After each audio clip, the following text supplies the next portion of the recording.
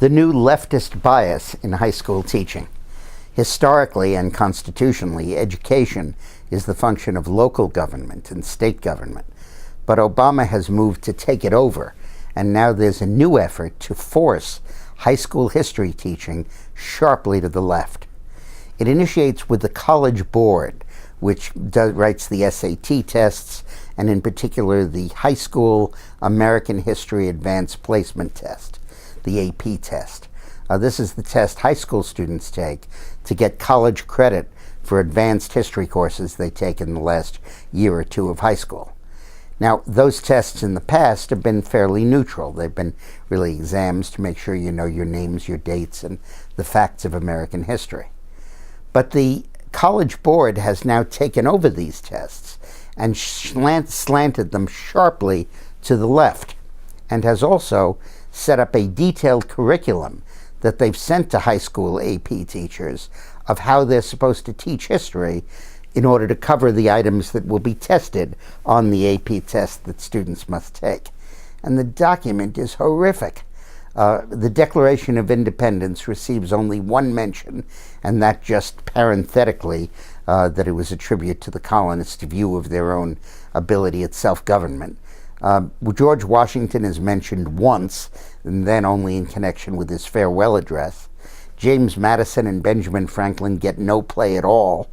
The big focus is on Andrew Jackson killing Indians who were migrating to the West, on the suppression of Native Americans, on slavery. Poor Columbus isn't even given credit for the discovery of America. He's the person that brought disease and conquest to the peaceful Indians of the New World. The entire process is one of blame America. World War II is not taught in terms of America saving the world from Nazis and fascists. It's taught in terms of the internment of Japanese Americans during World War II. The entire basis of it is slanted to be anti-American history.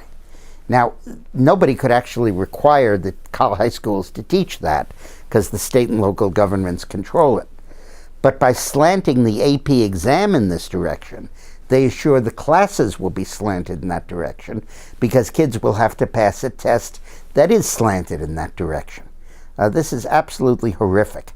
Now, there's something I'd like you to do about it.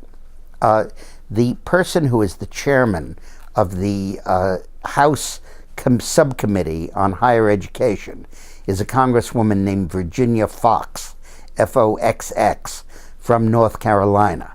And you can just write her Virginia Foxx, House of Representatives, Washington, D.C. It'll get to her. And tell her that you would like congressional hearings about the slanting and the bias in the AP tests going on in our country. And if you'd sign the petition that's next to this video, we'll notify your congressmen and your senators of your feeling on this. This has received no publicity, nobody's talking about it, and we have got to start a firestorm. The best and the brightest high school kids take the AP history course, the ones who are going to be the future leaders of this country. And if that's the view they receive of American history, God help us. Thanks for watching.